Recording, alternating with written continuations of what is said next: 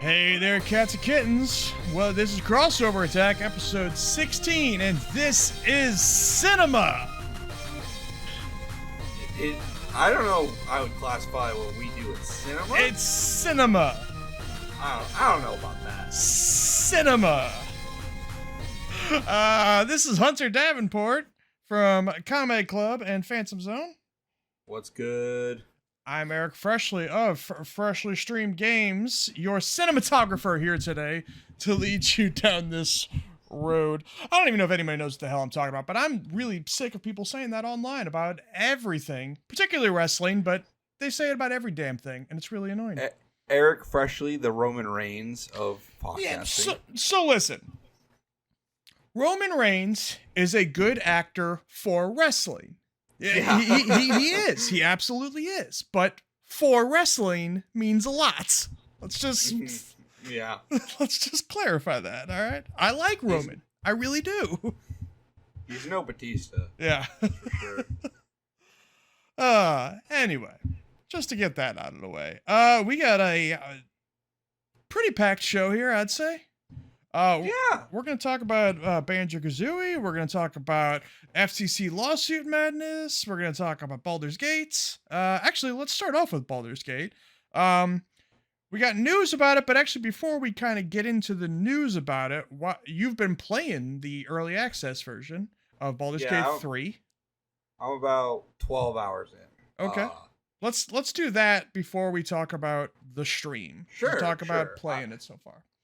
Boy, do I think this might, if this, without going too much into the news that went down for this game. Which we will in a bit. If this keeps up the consistency it has right now in early access with what they're adding to the game, this is probably my game of the year. Gonna be real. Damn. And I say this as someone who's obsessed with Starfield. This is one of the best games I've played all year. Period. Obsessed with Starfield, and you know I know you loved Zelda a lot too, so that's high praise. This is the one that I'm playing where I'm like, yep, this is the one. Yep. So I've never played a Baldur's Gate ever. I've played a little bit of Divinity Original Sin, and not very much, just a couple hours. So kind of talk me.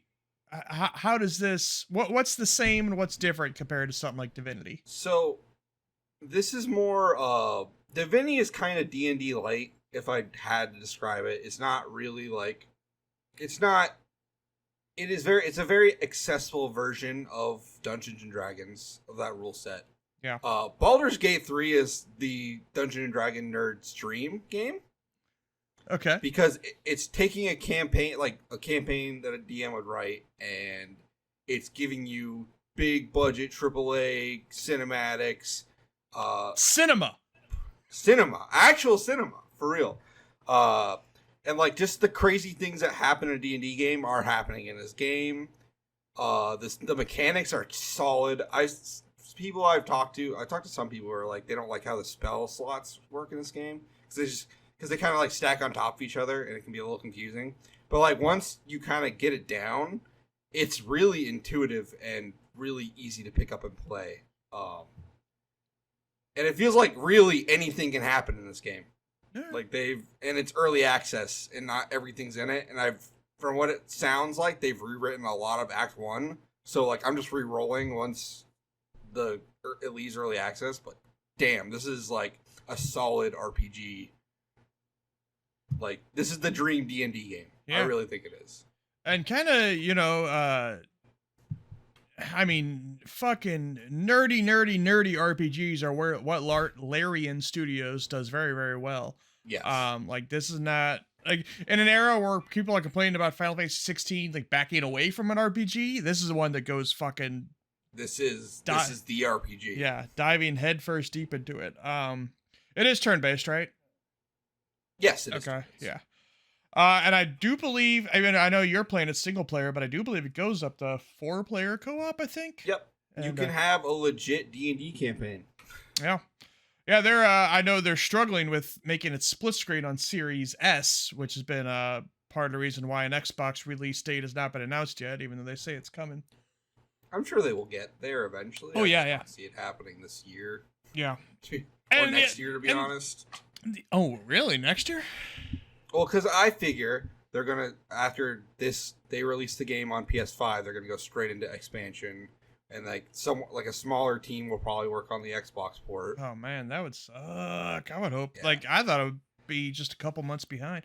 Because I do think I read somewhere that Microsoft is now helping them. Okay, good. That makes me feel a little bit better about it. Don't quote me on that, but I'm pretty sure I read that. That makes me feel better about it then. Maybe not. Maybe next year. Yeah. I feel like there was something else I was gonna say, but oh well.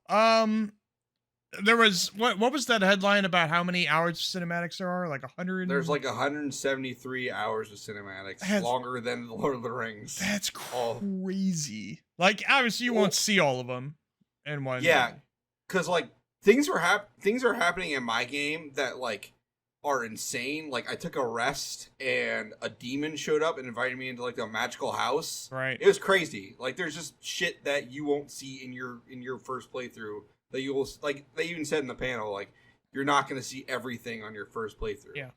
Yeah, player choice and branching paths are what these guys specialize in. And it does make sense also the fact that Starfield's going to be on Xbox. Like they don't want to compete with that. It's actually they did move up their release date on PC by like a month or something like that. August 3rd. So like less than a month, I think. Yeah, and it's still staying the same on PlayStation. But I could see that.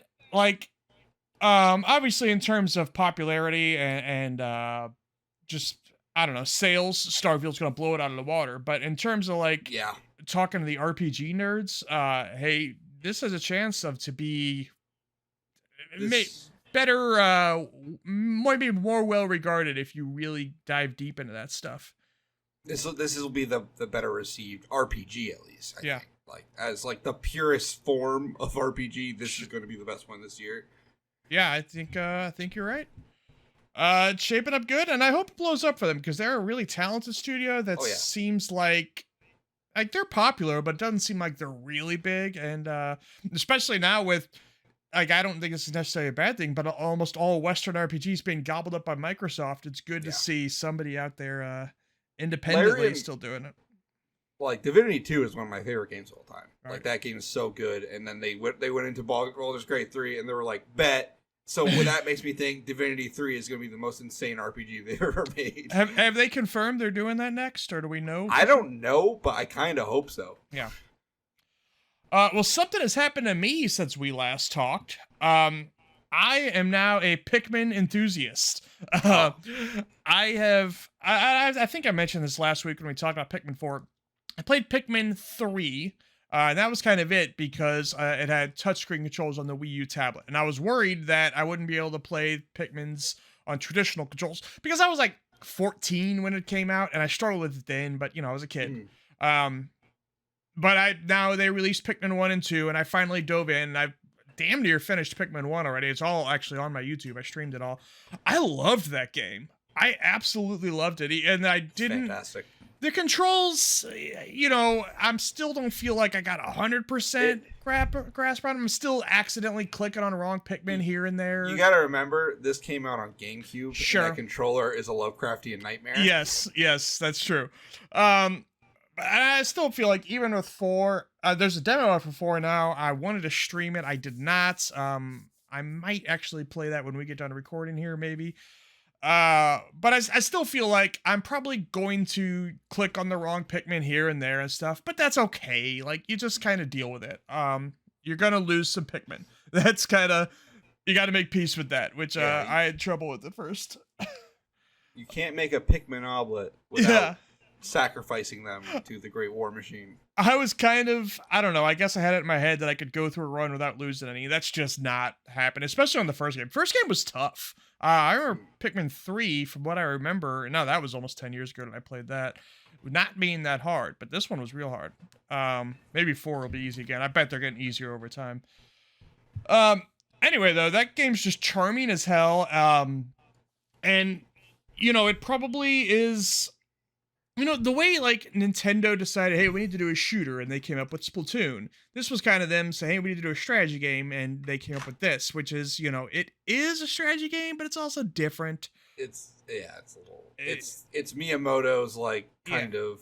It's his baby. Let's be real. It's his baby. He loves Pikmin. He does. It's kind of weird how, like, in terms of other Nintendo franchises, it's a really low seller, but they just keep pumping them out anyway. And they put them like, remember when they did, did you ever transfer your data from a Wii to a Wii U? Mm-hmm. Yeah. And it had that animation of the Pikmin carrying all your saved games, which was adorable.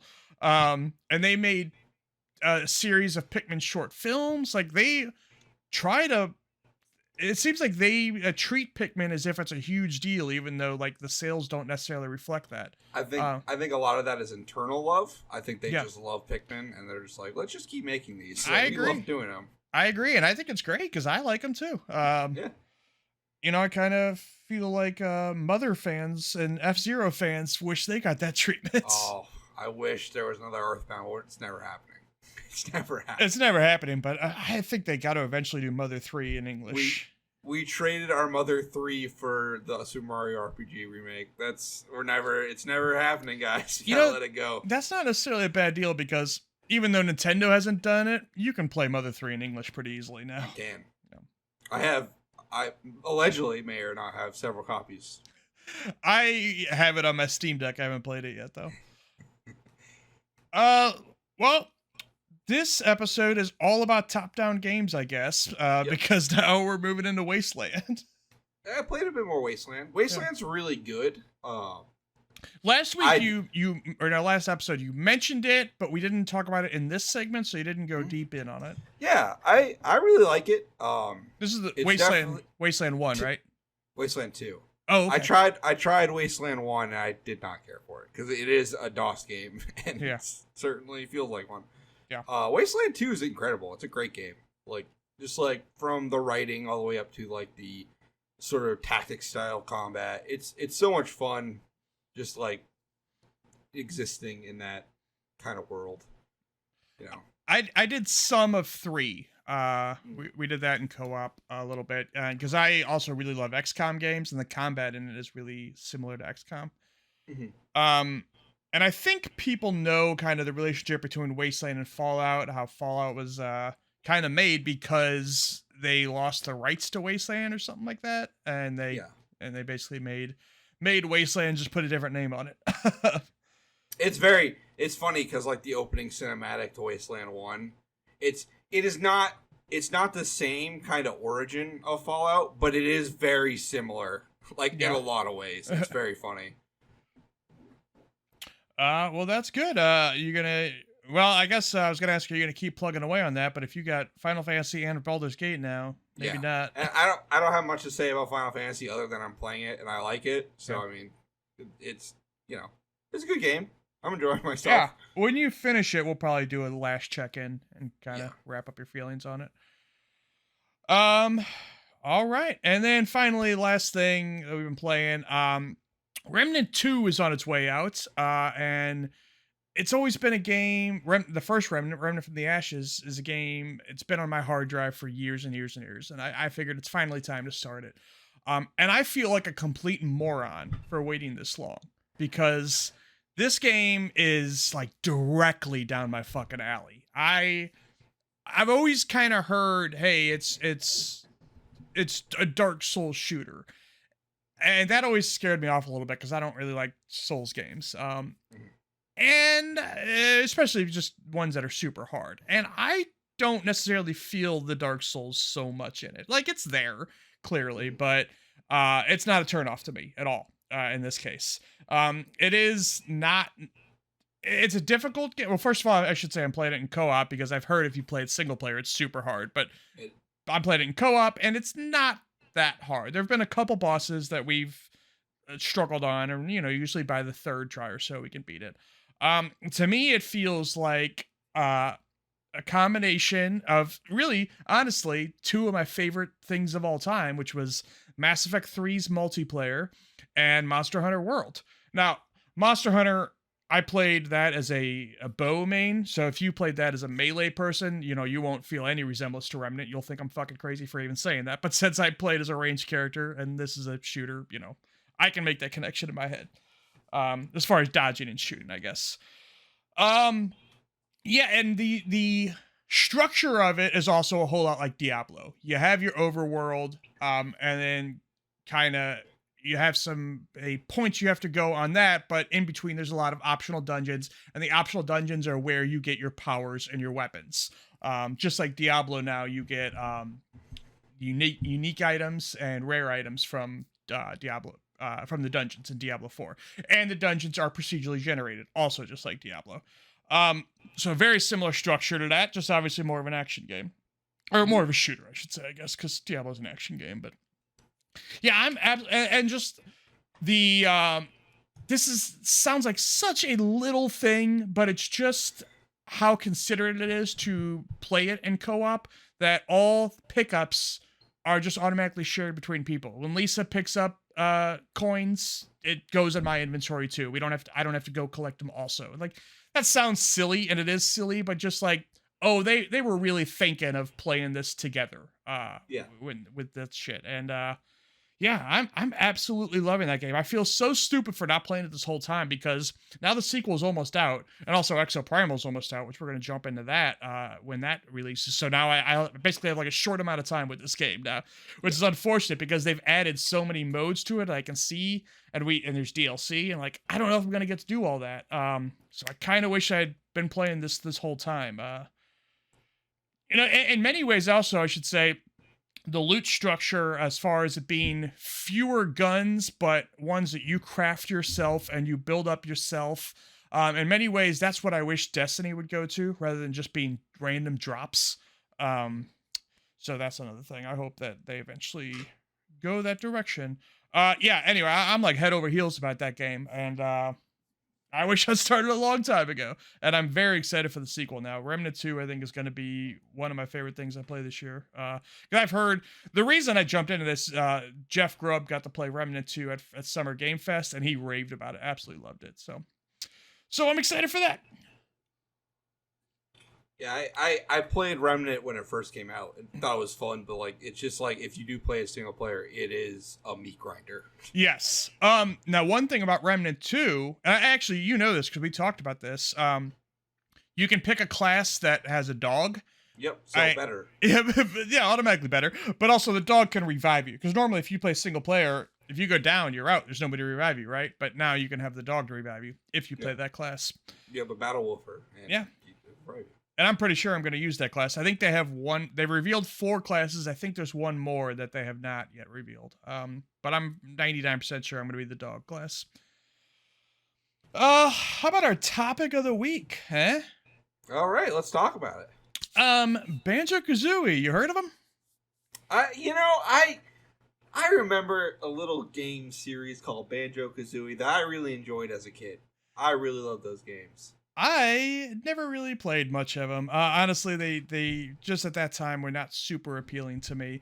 I do, however, really like Nuts and Bolts, and the way people shit on Nuts and Bolts make me. I don't get it either. I actually do like Nuts and Bolts. It's a fun game. I really love that game, and the way people like shit on it make me almost not even want to try the first 2, because it just makes me angry. And that's not fair, but that's just how it is. The reason why they shit on it is because it's not the I like that game. It's not the ideal sequel, to be honest with you. I hear you. It's very different in terms of gameplay, also in terms of the design of the characters. They made them look very different. A lot of people didn't like it. I also think there's a thing about, hey, this is one of the first games they made after they left Nintendo that some people get angry about. Because a lot of people are just, I'm going to say, objectively wrong when they say that Rare didn't make anything good after Microsoft bought them. Bullshit. Yeah, no, that's false. That's not true at all. I would argue that Viva Pinata is their greatest game of all time. And I'm not even kidding about that. It's really good. I do like Viva Pinata a whole lot. Viva Pinata is a top 5 game of all time for me. Now, it's a little bit personal because it was the first game that Lisa and I played co-op, but still, I fucking love that game. So Grant Kirkhope is one of the daddies of Banjo-Kazooie. Yes, daddy. He did an interview because we just passed an anniversary. Was it 20th anniversary or? I think so. Something. Sounds right. And they did an interview, interview with several of the people who worked on the original ones. And Grant Kirkhope basically said he's not sure there's an audience for a new Banjo-Kazooie if they were to do a Banjo 3 or even a remake of the first one. He's not sure there's an audience. And this was met with ferocious backlash. Yeah, there's an audience. There's 100% an audience. Well, we got two questions here to answer. Number one, is there an audience? And number two, which studio should make it? Well, let's start with the first one. You go ahead. You were talking about, is there an audience? I think if you look at the reaction to Banjo being in Smash, yes, I think there is a very tonal disconnect between that and saying there's not an audience for Banjo-Kazooie. To be fair, he didn't say there's not. He said he's not sure. So, but yes, I think he's wrong. I think he needs to have a little more confidence in Banjo-Kazooie, to be honest with you. Yeah. Also, to be clear, he's not at Rare anymore or anything. So he would not be involved anyway, unless they asked him back to do music. But I hope they would. So he's not. Like, yeah.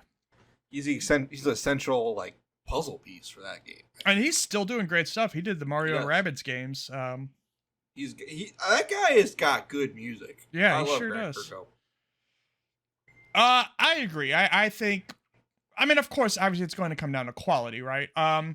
Now, something that does concern me though a little bit, they did Crash Bandicoot, the trilogy remake, and it blew the fuck up, did huge numbers. But then they did Crash 4, and it did not do very well. It kind of tanked, even though it's actually a good game from what I'm told. I've played a lot of Crash 4, and it's actually pretty dope. Yeah. So I wonder if, hey, maybe people like want their nostalgia, like a Crash Bandicoot remake, but do they necessarily want a new one? I don't think that maybe like in the style of the old one would work very well. I feel like you'd have to kind of find a healthy middle ground. Yeah. To, like, make it fresh. Like, to be honest with you, I think if they just came out and said, hey, we're making Banjo 3, and like had like, and they're like, oh, like Double Fine helped us make it or something like that. Sure. And it was like, that would be different. But I think like the collectathon, I don't think would work very well in a modern kind of audience. Yeah. At least critically. I'm sure people would love it if they like a new Banjo 3E game came out. Like, it just wouldn't review well. I feel like that's genuinely what would be the case. Right. Yeah. I don't think you're necessarily wrong. Mario Odyssey was a collectathon, but it's Mario, number one. He gets that has a lot of production value in it too. Yeah, absolutely. I think Rare could do it, but like not. Well, Rare, I think we could count out. Like, they seem not... It's not the same team. That's the problem. It's not the same team. They don't seem interested in going back to any of their old franchises, really. Yeah, I think that's fine, because I really like Sea of Thieves, and like I'd like to see them do weird stuff like that. Absolutely, and I still want to know what Everwild's going to be. I do, too. I love the pitch of it being a game with no combat. Like, I think it's interesting. They do like to oversee other people doing their old games, like Battletoads, Killer Instinct. Actually, the one thing before we get on to that studio question, is there an audience for this on Xbox? Maybe more specific, because I know there's some dreamers out there who say, oh, they should also release it on Switch. That's not going to happen. Those days are over. Like, I know they did Ori, but that was a special case. Number one, they don't own that studio, Moon Studios, and like, that guy, I forget the guy's name, the director of Ori who owns Moon Studios, who's kind of a douchebag, it sounds like, from that report like a year and a half ago. He kind of came out and said, like, hey, that didn't come easy, that didn't come cheap. Like, we had to really negotiate hard with Microsoft. And since then, like, Phil Spencer's kind of came out and almost sounded like he regrets putting Ori out on Switch a litit bit. Like, those days are over. Like, besides Minecraft and Call of Duty, that shit ain't happening. So it would just be Xbox, PC, and the cloud. Is that going to be enough? I think probably so. Xbox does need some family-friendly franchises. They do. Personally, I would just like to see the character again. I don't even care if it's in a traditional Banjo-Kazooie game at this point, honestly. Well, let's talk studios. It's not going to be Rare themselves. Rare might oversee it. but they're not going to make it. They've made that Yeah. clear. So then you look at other Xbox first party studios, or, you know, they can make, you know, Delilah was not first party, but they still did Battletoads. Like, it doesn't have to be first party, which I think is probably the best option. Who's some you got in mind? So first party, this is just like Blue Sky. Yeah. What I would like. Okay. This is gonna sound crazy, but I promise you it'll be really cool. Oh, okay. So Let's get nuts. What if Obsidian did a top-down Banjo-Kazooie RPG? Okay. I think that'd be pretty cool. Honestly, I think that'd be pretty neat. An RPG, huh? I never thought of that. But it would be like super simplified, easy for kids to pick up. More like kind of like in the style of Mario RPG is like what I have in my head. I was about to say Mario and Luigi games. Yeah. Yeah, something like that. I think that would be really cool. I'd be into that idea. I don't know if people might, you know, the old Banjo fans might they would revolt. hate it. Yeah. But people like me would be so excited. I would be too. Let's see what else. Also, I thought I keep going back to Double Fine because I just think about like they have such a unique style, and I'd like to see their take on that character. To be honest with you, I would like it, and I think they would do it well. I don't think they're interested.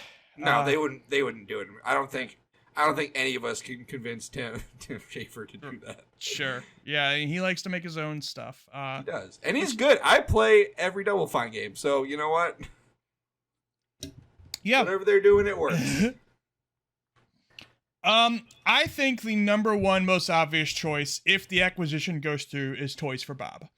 Yep, that's the most clear winner, honestly. Yeah. They did the trilogy remakes of Crash and Spyro, as well as Crash 4, all well received. Now they're kind of in the Call of Duty minds, although they did just put out Crash Team Rumble. We're going to talk about that game in a little bit. But they do good work in this space. They're one of there's not many platform studios left. There's not. And they're a good one, and they can do it on AAA budget. And I do think, also, it would be on Game Pass, right? So, like, if it's good, it would find an audience. And, if it's not good, it obviously won't. Just like something like Redfall. I also got down Gears for Breakfast. They were the makers of A Hat in Time. Oh, yeah. That would be awesome. I think that'd be good. Now, they would probably need... Because, they're an indie team. This would probably need to be a bigger budget. So, they would need Microsoft money and Rare. Yes, they would need that money. Honestly, I feel like they might need to announce, hey, we're buying Gears for Breakfast and putting them on Banjo-Kazooie at the same time. But maybe not. Maybe they could just pump money into them without buying them. An acquisition isn't always the answer, even though many times it is. Yep. Saber Interactive, they made Sackboy: A Big Adventure. Yeah, I can see that. I don't know how much I enjoy it, to be honest with you. No? I don't like Little Big Planet. I've never liked those games. I thought Sackboy was a tighter experience than the Little Big Planet games. My problem always comes down to the jumping in those games feels disgusting. I hate it. It is. I mean, it's loose, but I think that kind of comes along with the fact that it's also a level creator, which Banjo would not be. I think maybe they could tighten things up if it was a bespoke experience. Someone should make Banjo in Dreams. I think that's the ultimate answer to this question. It's the Dreams Banjo game. Quick, do it before Dreams shuts down. Or they could do it in Halo Infinite Forge somehow. I bet someone could do it. No shit. Dude, Halo Infinite sounded... Like, I know now they kind of... They just put out they weren't great off the bat, so it's tough to break the perception, but Halo Infinite sounded awesome these days. It sounds like the Halo fans believe that Firefight's going to come next season. That's when I will jump in. I'll be really excited for that. There is Evening Star Studios, who would be a big risk because they've not put out a game. All right, they're the Sonic Mania team who just revealed. They just revealed that. Called? Yeah, that's what they're called now. They weren't called that when they put out Sonic Mania, but now they revealed that game Penny's Big Breakaway, which is that thing. That thing was cool. Yeah, that's the Sonic Mania people, and now their name's Evening Star Studios. Like, they're gonna be a risk because, like I said, Penny's Big Breakaway is their first 3D platformer. Sonic Mania is obviously 2D. So we don't really know. Hey, maybe it'll end up being terrible, but it looks cool. It looks cool as hell. I mean, it'll be cool to look at. Yeah. And then finally, the last one, of course, is Platonic. Yeah. I don't know. Yeah, I was gonna say, it seems like Yooka-Laylee was a letdown to a lot of people. Yeah. However, the second one was 2D, and that was much better received. People. That game's fun. I like that game. Yeah, the 2D Yooka-Laylee, Impossible. What the hell is it called? Impossible Lair. Implausible Lair, I think so. Yeah. It's called. That game seemed much better. I wonder if they came out and said, "Hey, Playtonic's gonna do Banjo-Kazooie, but as a 2D game," would people riot about that? I don't know. I don't know how I feel about that. But they are obviously a lot of Banjo-Kazooie vets. I don't know. Maybe they could do better on their next time around. Who knows? Sure. But those are all some options. I think Toys for Bob is the number one option if they could grab them. And I think that's what'll probably happen. If that acquisition goes through, I think that's the first call Microsoft makes. Is, hey, get to work on Banjo. How about the news? Let's talk about it. Yeah, let's talk lawsuits. Oh God. So all right, let's get it out. All right, the FTC Xbox Activision lawsuit is wrapped up now. We still don't have the verdict. That might come on Monday. It sounds like the day that we post this, we might hear it. It's looking good for Xbox, I think. I mean, who the hell knows? Because it's all at the one woman. It's literally impossible to tell. I'm gonna be honest. Yeah, I don't know what's gonna happen. I agree. Because like it's not done by a jury. It's literally one woman. But the kind of the questions she was asking during the thing made her seem pretty unsympathetic to the FTC on this. So yeah, it was kind of sad watching these tweet threads and be like, oh, this is not going good for our country. Well, yes, that's a whole nother story. We could go for hours about that. I could talk about that for hours. But some of the news bits that came out here, and we talked about some of them last episode, but now there's been some more. This was a fucking never-ending cavalcade. And by the way, some people are saying like, oh, this is what settles it, this lawsuit. No. Nope, it's not. We're in it. So first of all, there's the whole UK that hasn't... This doesn't resolve anything about the UK situation. Yeah. So there's that. But then to be honest with you, if we can't figure it out, I have no faith. Yeah. But then even here in the US, if the injunction is granted, then Xbox could give up, and that's the end of it. Or they could say, okay, well, we're going to go to the FTC court in August. They would have to extend, them and Activision would have to extend their agreements because their agreement's going to end at the end of this month. But they could do that. If the injunction is not granted, then that doesn't necessarily change anything at all, except for Xbox can close now, but the FTC can still fight them even after it closes. So, or they could give up. The FTC could say, all right, you win. There's no guarantees they'll even win an appeal. It could just be them trying to just drag it out as long as possible. Yeah. But anyway, some juiciness came out. Xbox's acquisition list. So a couple of them leaked out. There was a big list of 100 companies that was just kind of, hey, we're looking at all these guys, and it was almost everybody in the damn thing, in the industry. Then there was narrowed it down to a list of 12. Which was more interesting. That includes Bungie, which obviously now they're off. This, by the way, we should say this list is from 2019 or so. So some of these are off the table now. Bungie's off the table now.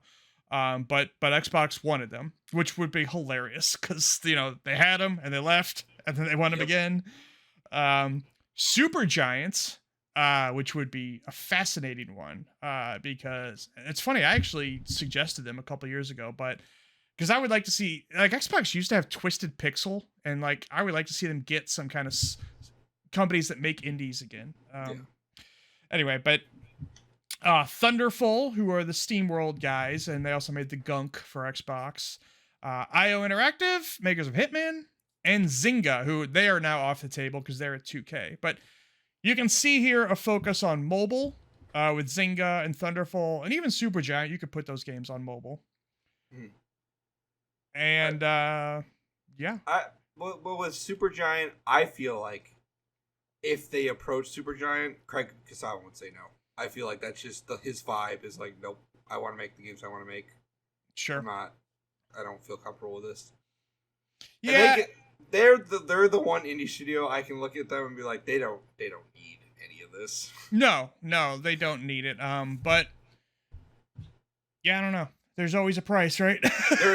I'm sure if you dropped a bunch of zeros in front of any man, they'd be like, right. Yep, you can have my whole house. I don't care. And then, so that was the narrowed down watch list of 100 down to 12. And then there were two companies, big fucking companies, that got even further than that said that we have seen letters of Phil Spencer writing to Satya Nadella and the Microsoft board, I guess, and saying, hey, we want to make an offer. We're past the watch list. This is a real offer. We want these guys and we need your approval. And that is Sega and Square Enix. I'm going to be honest. Yeah. Sega aside, I'm so mad they didn't buy Square Enix. Just for the internet reaction? Not only that, but somebody needs to needed to fire that CEO. He stepped down, thank God, but like at the same time, the new guy doesn't sound much better. He doesn't sound much better either, but like it there was quotes coming out of that last guy where I was like, someone just fire him, please. Yeah. Sega, you know, they're kind of their two focuses right now. Xbox two focuses are mobile and PC. Mm-hmm. Sega would be a great fit for both. Sega does all of it. Yes, like they're the guys. I forgot Atlas was part of Sega. There's Atlas. I was like, it doesn't make sense from the buy. What are they actually going to get? Like Yakuza. And then the more I think about it, I was like, okay, you get Atlas, you get all their excellent PC ports. Yeah. And you also, I think a lot of people forget that they also do Total War is Sega. Football Manager is Sega. Yep. Like the 2 Point Hospital and 2 Point Campus is Sega.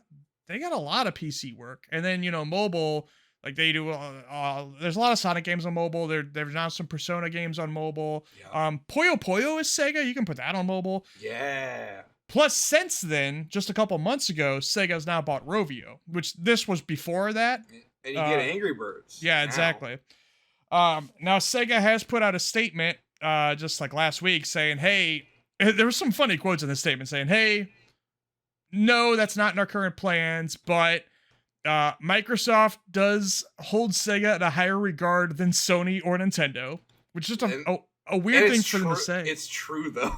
It is true, but it's just a weird thing for them to admit publicly. Like, I would think they would say, hey, we value all our partners. We love everybody equally. God, I love this company. Not gonna lie. I love Sega. And my favorite thing they said, Phil Spencer and Sarah Bond hold gamer values. Yes.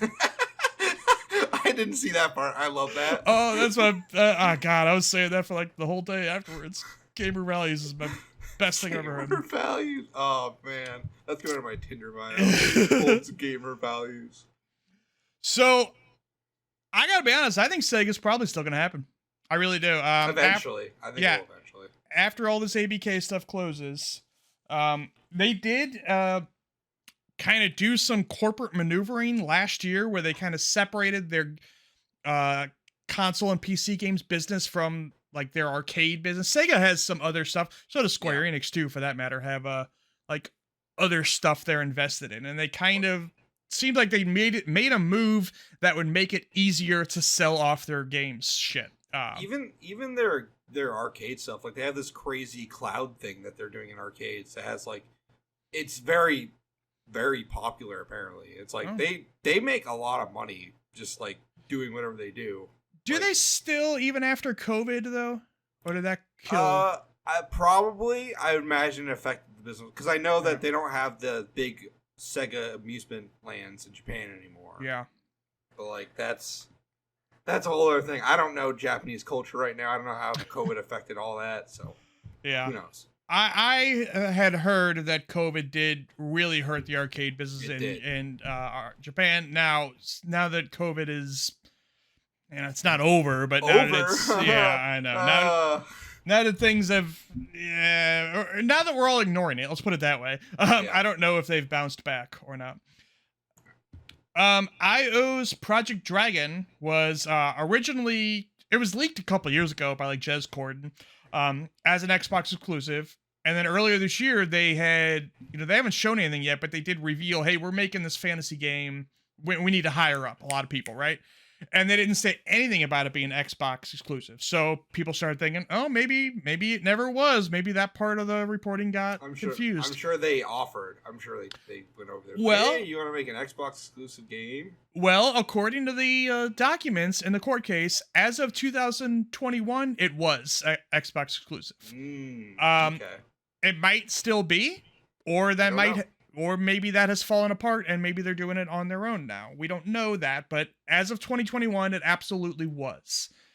Also, IO Interactive related news. IO Interactive has now opened a third studio in Brighton, England now. Yeah.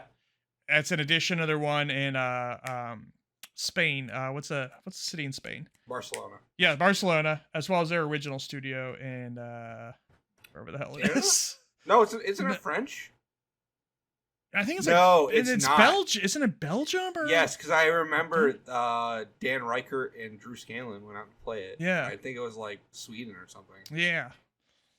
So they're growing big. They kind of remind me of Remedy, of like a studio that, hey, a couple years ago we thought they might be in trouble. Now all of a sudden they're just booming like never before. It's in Copenhagen. That's it. Okay. But yeah. So yeah, the Project Dragon, it sounds like kind of from the leaks that it's a Diablo-ish game, but more from a third-person perspective, the camera behind the back. Might or might not be Xbox exclusive.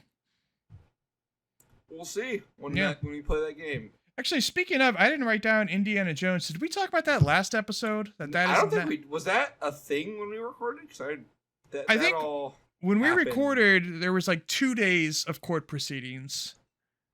I don't remember if that was before the Indiana Jones stuff. I think because there was a bunch of stuff about that game, like Todd Howard saying that he's been trying to make this game for 10 years. Yeah, which I believe. That guy's a huge super nerd, and I love him. Well, that game. The news about that game is that hey, when Bethesda signed that game before they got bought, right, and it was going to be multi-platform. After the acquisition, Microsoft went back to Disney, renegotiated, and now it's going to be Xbox PC exclusive. Which is a very funny move, but also, I get it. Sure, I mean, Spider-Man is with Sony. Why would they not? Yeah, I mean, it's not like Sony doesn't have 2 big exclusive Marvel games coming out that are probably going to be, like, huge releases. I forgot about Wolverine, but yeah.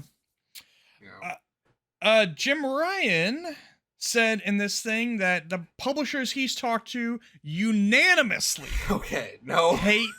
hate Game Pass. Jimmy's on some shit. Sure is. Okay. While you're doing that, let's deconstruct the idea of everybody hates Game Pass, because like this is so ridiculous on a level of like how delusional are you? Hey, what's I could turn on my Xbox right now. And I could go like scroll through the list, and EA's on there, Sega's on there, every publisher. Yep. Now let's be generous as we can to Jim and say he's only talking about AAA, and he's only talking about day one releases. Well, Persona 5 Tactica and Persona 3 Remake are coming day one from Sega. Yep. From Capcom, they're putting that Path of the Goddess out day one, Exo Primal out day one, and they did Monster Hunter Rise day one for the port. Yeah. On there. WB did Back for Blood day one. Yeah, like it just there's all those indie games. Like they're going out of their way to find indie games, put them on there. Yeah.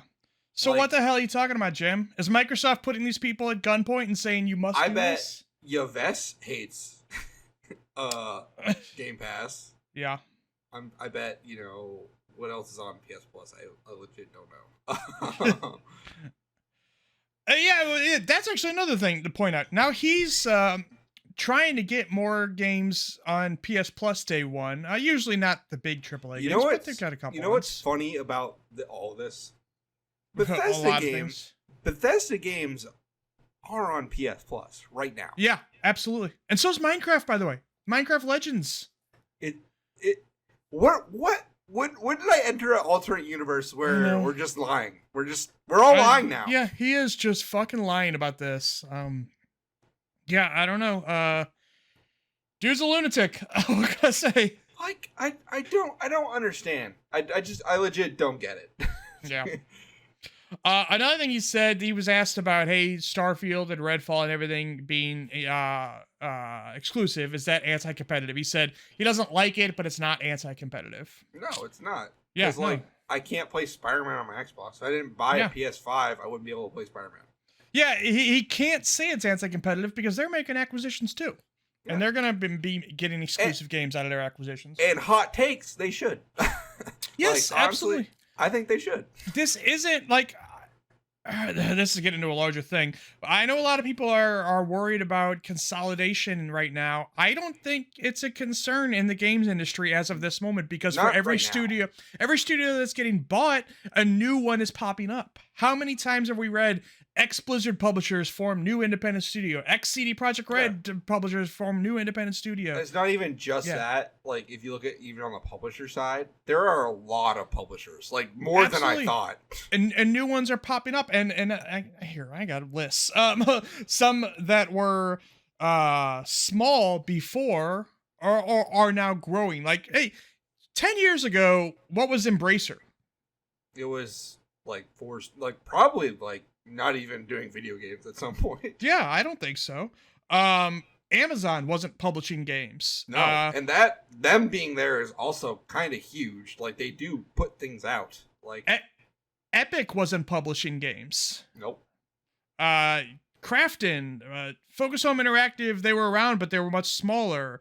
Even I'm not necessarily thrilled about Tencent, but seem like they're out there. Saudi Arabia, I don't like that, but they're they're out there, like, they're competition. It's all competition. If Sony had the capital, Netflix. If Sony had the capital and resources Microsoft had, they'd be doing the same thing. Mm-hmm. They would own Ubisoft by now. They would. Yeah. So we are definitely seeing the industry kind of reset. And yes, some of your favorite studios and favorite publishers are going to get bought, but new ones will rise. Yeah.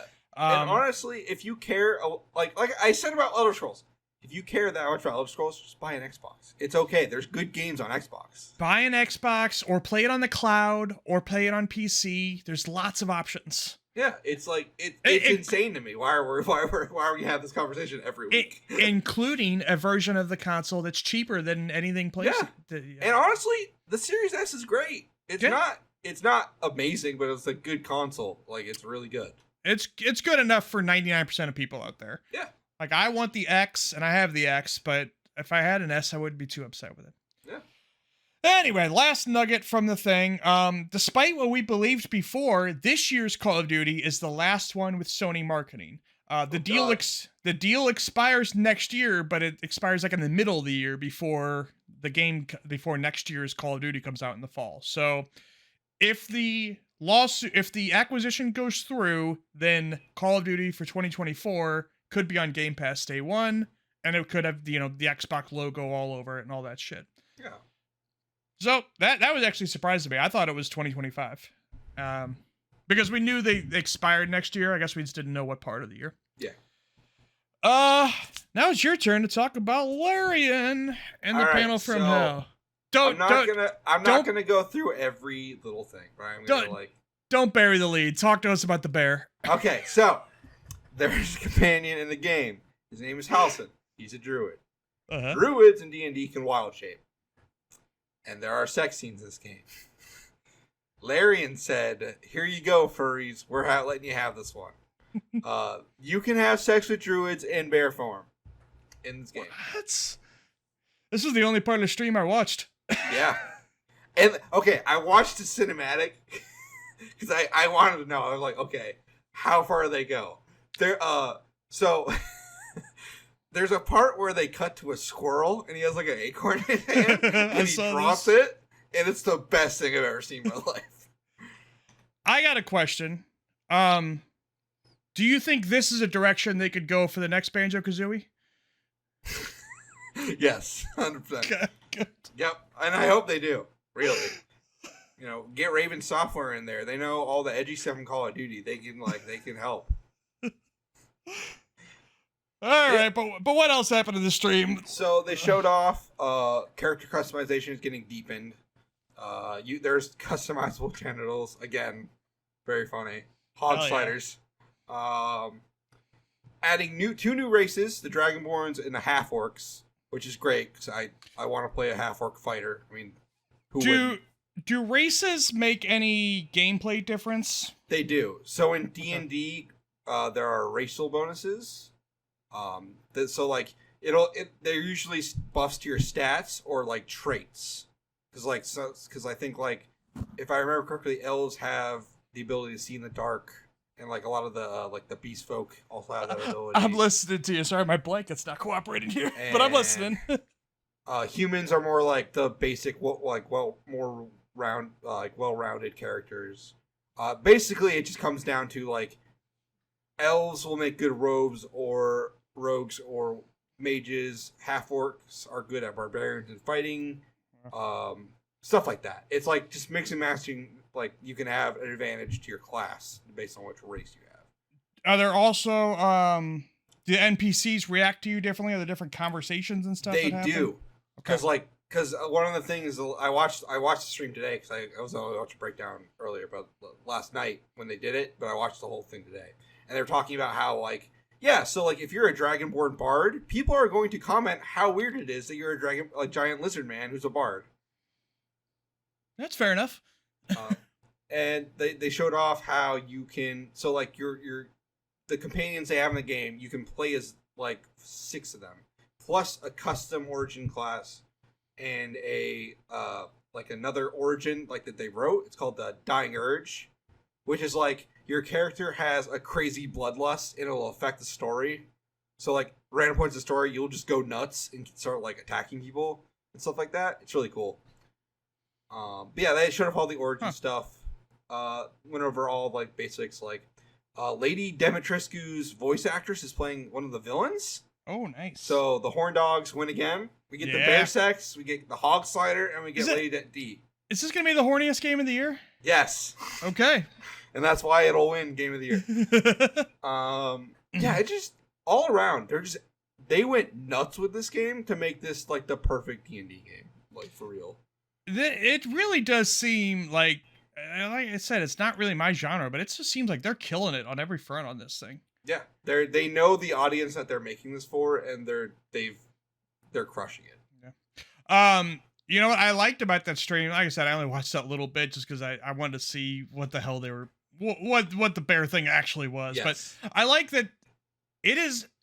They had a live audience there. Like they did this, I guess at their studio, and they had like they presented it. It wasn't just like, hey, some developers sitting in front of a camera just like going through their patch notes. This was like they made a show out of it. Yeah, and I thought that was fun. One of the developers was wearing a full suit of armor. Yeah. There was a guy dressed up as a tiefling. Yeah. It was honestly, this whole presentation for like a showcase for a game is one of the better ones I've seen. It's the kind of thing that even if you weren't all in on this game, like I'm not, like I kind of want to watch that stream just because it seemed like a good time. Yeah. Oh yeah, this game is gonna be amazing. I can't wait for this to leave early access. Man, that's gonna be. Are you gonna be able to finish it before Starfield? I think I could. I think if I could just barrel through every night, I could do it. You know what else I think a lot of us are underestimating, and I was kind of watching some footage of last night, is this Cyberpunk DLC. Seems like it's going to be a big deal. That's another thing where I look at it, I'm like, damn, this year is full of bangers. Right. I did not play Cyberpunk at all, but it sounds like not just the DLC, but also like changes they're making to the game, even if you don't buy the DLC. Sounds like it might be time for me to finally try. It's I liked it like when I played it a year ago. Like that, I like that game a lot, and like the DLC looks like crazy. Like, oh, they really put a lot of effort into fixing this. You know, hey, it's the year of bangers. This might be an insane thing to say. I kind of feel like Spider-Man 2 might get shut out of like Game of the Year nominations. I think it'll be on there, but I don't think it'll win, to be honest. No, I don't think there's a chance in hell of it winning. But also, like, there's only 6 games get nominated, and this year's so fucking packed. It's packed, but I don't know. Here's the thing about Jeff Keighley: he's a fanboy, and he's gonna He doesn't pick the nominees. That's true. I just think I am prepared for a world where Spider-Man is nominated in every category because it's possible every year, like for Sony. Oh yeah. Think about Horizon last year was in every category. That drove me nuts, guys. Horizon's not good. I'm sorry. I don't like not Horizon. Good. I agree. I actually do not like that series. I hate to say it. Every time. You know what? I don't hate to say it. I'm proud to say it. Horizon's not good. Every time I go out to I've played that first game like 4 times. Just to be like, you know what? Maybe I'm crazy. Then I get to the open world section. I was like, fuck this game. Yeah. I was the same dude. I actually liked the first couple hours, and then it's dumped out into the open world, and it's like the biggest thing for me. And I know that section when you're on the trials is so good. It's amazing. Yeah. Once I kind of figured out that you have to upgrade each, you have to collect every resource on the fucking ground, and you have to upgrade each ammo pouch for each bow individually. Fuck you. It's busy work, and I hate it. You are not respecting my time. Game awful. Fucking sucks. I'm making a TikTok out of this part. Yes, please. I want to be canceled over my Horizon takes. Nintendo's been out there saying some stuff, finally kind of talking about the next console a little bit, just barely. And now that makes me feel like we were right in our assumption that they're going to start talking about it now. Yeah, absolutely. The biggest thing they said is they're going to smoothly transition us to the next console. They were talking in terms of the online accounts. But what I think most people are really hoping this means is backwards compatibility. They got to do it, right? Yeah, especially if they are doing the accounts thing. What's the point if we can't re-download our games? Yeah. Like, it doesn't make any sense. I think that's very likely, though, that's going to be a thing. Because, like, think about, like, Xbox and PlayStation now. As much as we're down on PlayStation right now, I can play most of my PlayStation games. Absolutely. So...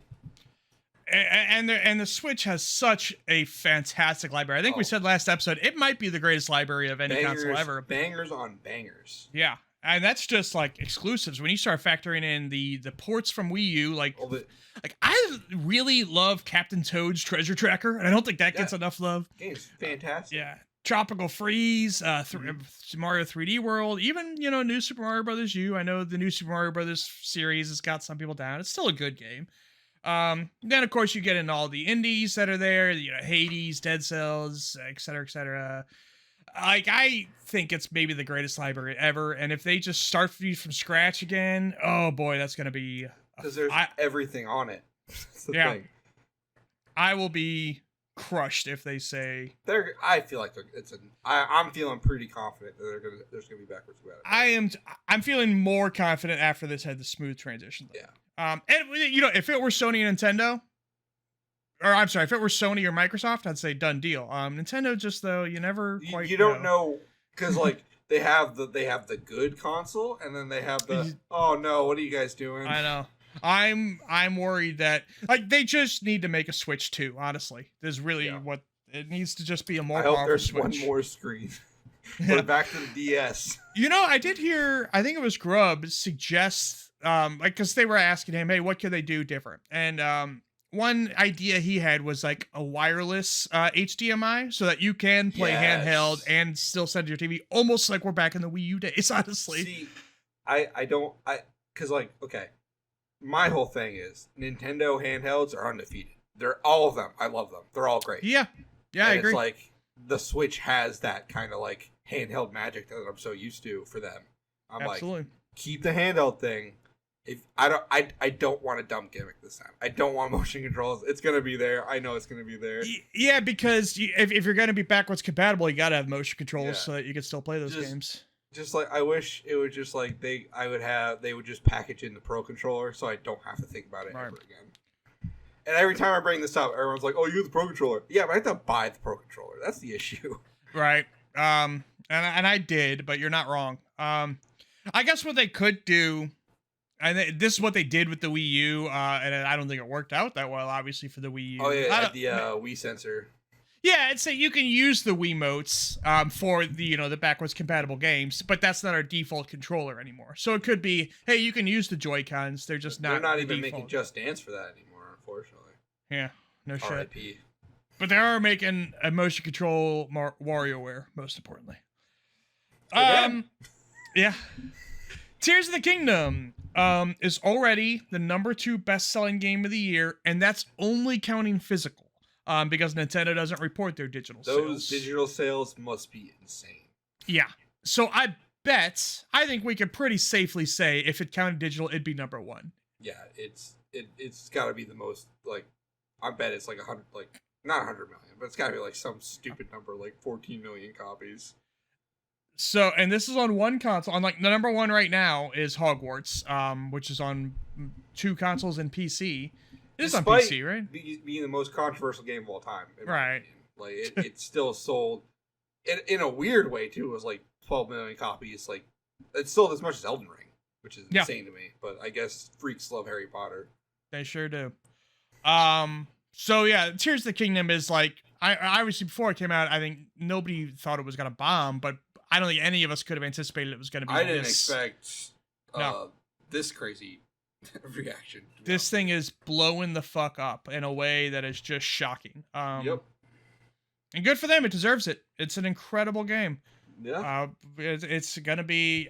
At some point, I'm going to do a stream. I've seen some other people do this kind of thing where it's just you sitting down with an Excel spreadsheet and making your top 100 of all time list. God, that makes me nervous. I've already started a Google Doc unordered of like just listing my favorite games of all time. Just so I can, I'm gonna do that, and it's gonna just be piss everybody off. Yeah. Oh yeah. Well, that's kind of the point, right? And I think Tears of the Kingdom's got to rank pretty damn high on my list. That game is unbelievable. Red Dead Redemption 1 has been rated in Korea. And now since this has happened, actually. At first, it was just rated in Korea, and then kind of there's been some reporting that say, hey, this sounds like it's going to be a full-blown, at least remaster, if not remake. It actually sounds like they were working on this, and they put it on hold for a while when they had to fix the GTA trilogy. Yeah. Because that was so fucked up. So they kind of postponed Red Dead Redemption and then fixed GTA trilogy, and now they're working on it again. It sounds like it's going to get revealed pretty soon here. I know this is going to be controversial. I love Red Dead 2. It's one of my favorite games. I love that game. I know it's one of those games you have to be open to the experience of it, or else you're just going to hate it. I don't think it's controversial. I think my take on it is more controversial. Yeah, that people hate. Well, I've heard a lot of people hate that game, and it's like, whatever, I don't even hate it. It's just so slow. I think that, honestly, a remaster after the GTA remasters is insane. I think they should just remake the game. Well, maybe this is. We don't know 100%. Yeah, I mean, this could be a sneaky way. Just like I think it was on Game Mess Sides, they were talking about how like this could just be like a way to get it on PC because it was trapped on like console for a while. So hey, I don't know. I would prefer a straight up remake than a remaster because like that GTA trilogy really let me down. Yeah. That was because I love those games. I like everything pre GTA 4. I love those games, and it's like, damn, they really, really let me down. Red Dead Redemption did get enhancements on the Xbox One X, which now carry over to the Series X, and it looks fucking incredible. It looks great. It's one of the best examples of their when they did One X enhancements for 360 games. I think it might be the best example of. Yeah, if you have a Series X and you've not checked out the original Red Dead Redemption on it, it's gonna blow your mind. You should check it out. I love that game. So but both those games are my favorite. But obviously that does not carry to PlayStation and does not carry to PC. So we'll have to see. Like, I'm very curious about how much of a remake versus remaster this is. I don't know. They should do table tennis. I don't disagree, actually. Sad news to Dalek, makers of Gollum, did that game, like, to say that game flopped is an understatement. That game flopped so hard, they were like, let's just not make games anymore. Yeah, essentially. They've closed one of their studios. They canceled. They had a second Lord of the Rings game in the work. They've canceled that, and they've decided, they're not going to make games anymore. They're going to shift to be entirely a publisher. I think this is the classic scenario that's going on with the Knights of the Old Republic. That was what's going on. I think they were dumped a license that they were in over their heads on. I think you're right. I as much as I dunk on the Gollum game, there's a halfway good idea in like the idea of a Lord of the Rings stealth game starring Gollum. I think it's not dumb. It's not stupid. But like, it's their first game, and you gave them arguably one of the biggest fantasy series of all time, the most influential, like this monolith series. Absolutely. And you're like, make a game. You know, it's insane to a first-time game for these guys. Oh, it's not their first game. They did that Styx game. Oh, this is a Styx guys. Yeah. Okay, all right. Still, it is a lot of pressure for like that team, I think, to make a Lord of the Rings game. I agree. And be like, use Gollum. I think that's the thing. Is like, okay, what do I do with Gollum? Oh, stealth game. It was a weird choice right off the bat. And this went about as bad as it could go. And now, unfortunately, people are going to pay the price. People are going to lose their jobs. They're closing one of the studios. And that, no matter how bad of a game it is, like, that sucks. Nobody wants to see that. I heard people like those 6 games, so I don't, like, it is sad. Because, like, people like that franchise, I assume, because they made 2 of them. People were down on this game before it came out, but I don't think any of us thought it would go this bad. Man. This was just a total disaster. I think I heard it has like a 39 on Metacritic or something crazy like that. Oof. Redfall's not the worst game of the year anymore. No. And another similar story, but hopefully not as bad of repercussions. Crash Team Rumble also came out, and that just seems DOA. Now, this game actually, like, critically seems okay. Like, it's mid-70s. It's not a bad game at all. No. I've heard it's fun. Yeah. But it just seems like it tanked. It's like on Twitch already, it's down to like 300 viewers, which for a brand new game is not good. I look at, is that a free game or is that? No. And see, that's the thing. That should have been free. It's absolutely insane that's not free. It's absolutely insane that they didn't make a deal to get it on either Game Pass or PS Plus. It's funny, Bobby Kotick was in the trial saying, like, we don't really believe in multi-game subscriptions day one. Like, okay, for Call of Duty, I get that. But for Crash Team Rumble, you fucking should have done it, dude. Yeah, like, you bit the bullet on that one. Yeah. Yeah, I don't know. And it really makes me sad because I think back in the days of, even though I'm not playing this game, all right, so I'm part of the problem here. So I guess, but I think back of Ratchet and Clank 3 had a really cool multiplayer mode in it. And I think back to, hey, Donkey Kong 64 had a cool multiplayer mode. I think, we don't need all of our Crash Party game is really fun. We don't need all of our multiplayer games to be shooters or MOBAs or racing games. Like, I think it's cool to try platformers with multiplayer stuff or other genres or whatever. I don't want to see all multiplayer just become different flavors of the same thing. I like it when people experiment with shit like this. And the fact that this just seems like a total failure really bums me out because I don't think they're gonna get another one. Now, if the acquisition goes through, this will go on Game Pass. So maybe it'll get like a cult following there, but I don't have high hopes. Yeah, it's $40 and it has season passes and shit. Why? So, Why? I know, like. Bobby, what are we doing? I know. This could have been, I think, this wasn't going to be the biggest game in the world, but I think if you put this out free to play with season passes, you could have done something there. Ah, bummer. Bobby, come on. I know, Bobby. You gotta go, Bobby. It's unfortunately, so right now, Toys for Bob also, big Call of Duty support studio. Which is weird. I know. So weird. I don't see them doing immediate layoffs like the Dalek did. If the acquisition doesn't go through, I could unfortunately see them losing some people after this. Yeah, it just becomes Raven Software too. I know. God, I hope not. Fucking, I hate to be pro corporate guy, but fucking I hope this acquisition. You know what? I just do. I'm at the point where just do it. It's clearly it's gonna happen. I hate this stupid song and dance. I know. We talked about IO and opening a new studio. Yep, they're blowing up. Good for them. AEW's Fight Forever has officially revealed that Stadium Stampede mode, which was rumored. Now it's gonna happen. Not out yet. They didn't put a date on it. It says it's coming soon. It's a 30-player sort of battle royale inside a giant stadium. There's gonna be weapon drops in there with rarities and I'm gonna be honest. This game looks bad. I'm not a fan of the way this looks. I'll probably pick it up on sale at some point. I'll play it for free when someone I know has it, and then decide whether or not it's good or not. Yeah, kind of their buzz on it was okay. I don't know. But it's an interesting idea for this mode, for sure. Something we've never seen before, really, since like maybe Rumbleverse is maybe in that vein.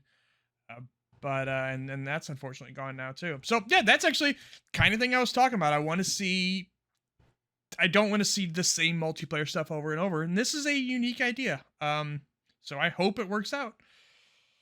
Sega is pulling back on the blockchain, and thank God. I guess NFTs also. I don't even know if they said that, but basically they said, "Hey, we're not really going to do the blockchain anymore." They said it's boring, which I think you're right. That. I love this company. Yeah, Sega's doing a lot of things right now. Sega's just like, you know what? Fuck this. It's funny. I've never gotten into Persona, but I do like tactical games, so I've been looking into Persona 5 Tactica a lot, especially because it's going to be on Game Pass. Like this might be my entry point into Persona. Sure. Sega's and they revealed Project Fantasy? Fantasy thing? Metaphor? Is that what you mean? Yes. Yeah. But actually I was thinking of Jet Set Radio, which I was wrong. They've not really revealed that yet, but it is happening. We all know it's happening. Like they're doing a lot of things right now. Even Sonic Superstars, I wish it had online, but still, it seems fun. I want to know what these super games are that I keep hearing about. It's Jet Set Radio and Crazy Taxi. But like, what does that mean for Jet Set Radio and Crazy Taxi? Because those are pretty simple and straightforward games. Yeah, I don't know. Crazy Taxi is awesome, so I'm pretty excited about that. But like at the same time, like, what is a super game? Crazy Taxi game. I could see them both, especially Crazy Taxi, having some light live service elements. I hope it's a battle royale because that'd be hilarious. Honestly, you could do it as, hey, you got 30 cars in the studio all at once, and every 2 minutes, whoever has the lowest fare gets eliminated. That you could do something like that. Absolutely. Yeah, sick. We should do it. Yeah, that's actually a really cool idea. Somebody at one point suggested you should combine Jet Set Radio and Crazy Taxi into one game. I would love. Okay. Fuck yeah. No, here's the thing. It's 1 versus 100 Crazy Taxi. You get one taxi. Everyone else is Ubers. You have to survive. You know what? Actually, as we talked this out, I just had a thought. It's something we talked about a couple months ago about, hey, Skate and Halo are going into the direction of user-created content. Yeah. I could see both Jet Set Radio and Crazy Taxi. Maybe that's what they mean about, hey, you can make your own decals to put on taxis and costumes for Jet Set Radio characters. Put a bunch of anime girls on your taxi. Yeah. And sell them to other players, like Roblox style and shit like that. Play to earn. It's boring. Yeah. Well, hopefully, yeah. Maybe that's what they mean. They're going to have a user economy in there. I don't know. You just described the blockchain. Just so you know. Shit. You just invented NFTs. Okay. Can I make a confession? What's that? Okay, I kind of feel like I understand NFTs and shit, but I don't know what the hell the blockchain is. Honestly, I don't get it. Brought up, I just know it's bad for the environment. I'm like, you know what? We don't. Yeah. Yeah. It really, like, okay, I get it has a lot to do with, yes, users selling things to other users, but like, you don't need, we already have that, right? In some games, right? Like, I don't know what the blockchain is that makes it different. Skins, like knives and stuff, you can sell that stuff in the marketplace. Why do I need to sell monkeys? I don't get it. Yeah. Okay. Xbox Live Gold. So there's been I don't even want to call it an exploit because obviously Xbox aware of it. It's not like we're tricking them, but there's been a thing for the past 6 years, honestly, where if you had Xbox Live, if you don't have Game Pass, you have Xbox Live Gold, and then you buy Game Pass Ultimate, all your Xbox Live Gold would just convert to Game Pass Ultimate 1-to-1 ratio, and you could do that up to 3 years. I've done it. That's pretty cool. Well, you can't anymore. It's over. They finally closed that up. Man, now, Phil won't let us have any fun. Now, you can still do it, but it doesn't convert 1-to-1 anymore. It's more like they have a table that says that, hey, if you got 1 year, it's now worth this many points. If you got 1 week, it's worth this many points. But basically, it sums up to about a 3-to-2 ratio now. So you're still... lame. Well, it's still a better deal than paying month to month, but not as good a deal as it was before. You could essentially get 3 years worth for $180. I think it was Friday, that they're bringing back the $1 deal. They are bringing back the $1 deal. So, hey, they're not completely getting rid of it. So, yeah. Which it's a separate thing, but people would combine them. And essentially you could get 3 years for $180. Now you can get 2 years for $180, which is still a good deal. Yeah, it's still a good deal, but not as good as it was. I'm out till 2025, so I don't care about this right now. Yeah, I know. I have, I think I have till 2024. No, wait, no, I'm sorry. I think 2025 also. I'll have to look. I got it written down somewhere. Yuji Naka has finally been his sentence has come down. He's fined $1.2 million, and he was given 30 months in prison, but suspended by 4 years, which means he probably won't actually serve any time. Yeah, I mean, realistically, that's probably the right call, because it's like he didn't murder anyone. We all joke, but he didn't. He's just a white collar criminal. Like, it's not. He should be is Balin Wonderworld. He should be put in jail for long for that. But no. Yeah, I agree with you. Now it does the way this kind of works. If he does fuck up at all in the next 4 years, then he is gonna have to serve that time in addition to whatever the other crime is. But he's gonna have to hang out with Dr. Dog from Puyo Puyo. I just double checked. I have Game Pass till September 2024, which actually is less time than I thought. Oh no. Anyway, so yeah, if he keeps his nose clean, he won't actually serve any time. But also, 1.2 million is a hefty amount of money. Well, actually, it's in yen, so it might be less. I don't know. Well, I got this converted. It's $1.2 million is what I heard. Okay, that's a lot of money for him. Yeah. And in a very sad story, the creative director of Beyond Good and Evil, Emile Morel, has suddenly died at the young age of 40. It's such a young age to die at. I know. It's what I keep going back to. Like, this dude was 40 years old. Like, it's pretty crazy. I'm actually looking right now to see if there's been an update on cause of anything. I can't see anything. I was gonna say it's a COVID vaccine. Like, people will believe me if I say that. I don't want to say that. Nope. Oh, I thought you were gonna say it's from working on Beyond Good and Evil 2. Well, now that that's a good game. Maybe. I mean, it hasn't come out yet, and it maybe never will. Well, Joseph Gordon-Levitt told me it'd be a good game. I know. And I haven't heard from him about it since. So who knows? Yeah. Yeah, that's just a rotten, terrible thing to happen. Yeah, it's obviously so depressing.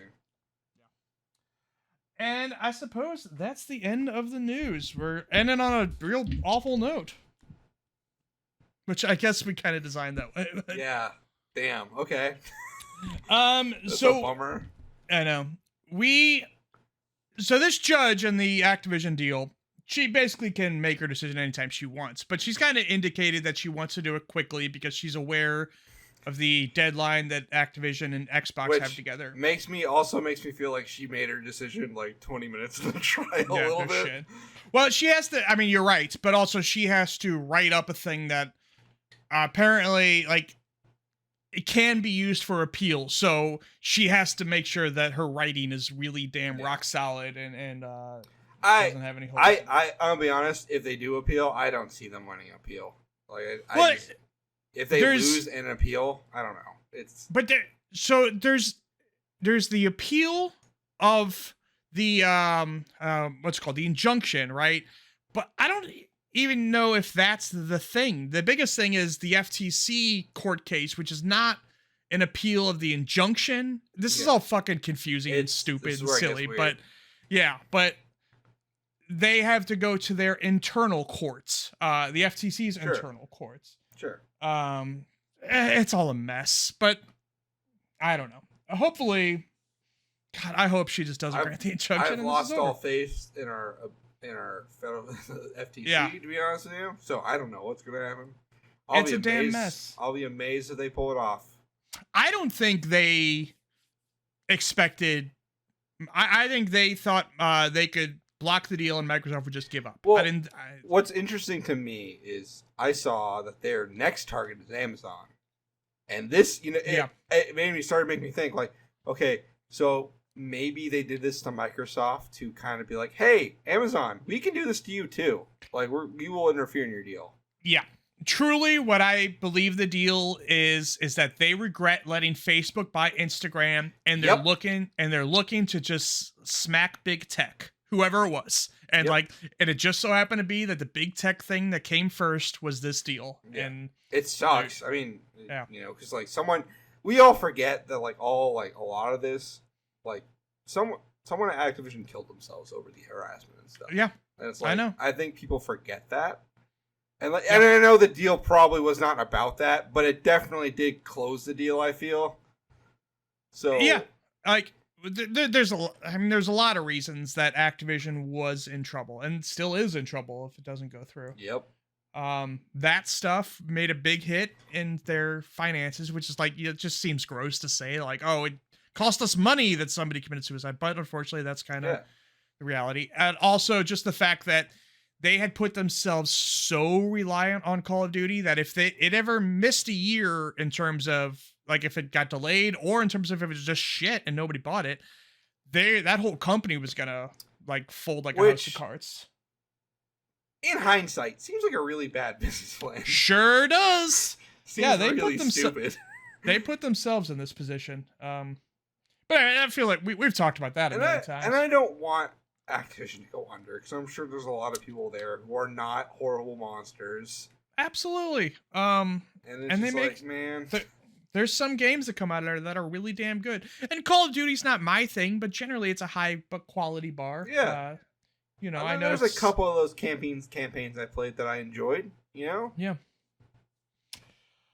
Anyway, I believe we're done here. Tell me about Phantom Zone and Combat Club. Combat Club's on hold right now because my summer has just been pretty crazy. Phantom Zone, we're still doing it. It's just that's another thing. Hey, we can do it whenever we feel like it because that's how we roll around here. But yeah, that's pretty much where I've been. I'm just doing this thing right now because it's all I have time for, really. But something I haven't mentioned to you yet, actually. If you look. Well, I mean, not you, but I mean the people watching later. Look underneath our pictures here. I've added our Threads accounts on our graphic. Look below. Right, it's right there. Yeah. Yeah, you can find me on the billionaire I'm backing, Mark Zuckerberg. Yeah, no shit. This is an episode of pick your favorite corporation. I'm gonna be honest. Threads is better than Blue Sky in almost every way. I'm sorry. Yeah, I signed up for Blue Sky and it was immediately. It's not okay. Not the tangent, but Blue Sky has a vibe I can only describe as like a hospital waiting room, almost. It's not fun. I'm sorry. Threads is just chaotic and great. Well. So there's that. I've been putting up on YouTube Shorts and TikTok. I've been really trying to up my game on my short videos, so there's that. And I've been streaming more to YouTube rather than Twitch. I don't foresee me going back to Twitch. YouTube streaming's been working out better for me. There's a lot coming up real soon that I'm going to be streaming. I want to do some Exoprimal. I want to do Pikmin 4. And I want to do Remnant 2, and those are all coming back to back to back, which is fucking crazy. So subscribe to Freshly Stream Games on YouTube, and you're gonna see all that. Freshly with L-E-Y at the end. I think a lot of people miss that because it's not the correct way to spell it, but that's how my family does it. Anyway, we'll see you next time. In 2 weeks, we're going to talk about, I'm sure we'll talk about the FTC shit again. Yeah. Next week, we will by the next time we record, we will have a decision. And we should have a decision there. We'll all be either, like, depressed that this is going on longer or, well, mostly it's going on longer either way. So who cares? Yeah. Yeah. And we'll have a lot of games to talk about. The 3 I just mentioned, I think we'll all be out by then. I feel like there's some others, aren't there? Are you going to play? You got any games like coming in the next 2 weeks you're looking forward to? No. Okay, great. No, it's just me waiting for Baldur's Gate and Starfield right now, honestly. Yeah. There's also, I forgot about Immortals of Atheum. I'm probably going to have to let that one pass me by. I don't know. I look at that game like, man. I think it looks fun, but there's just too much right now. I'm going to have to let it pass me by. Anyway, we'll see you next time. Goodbye.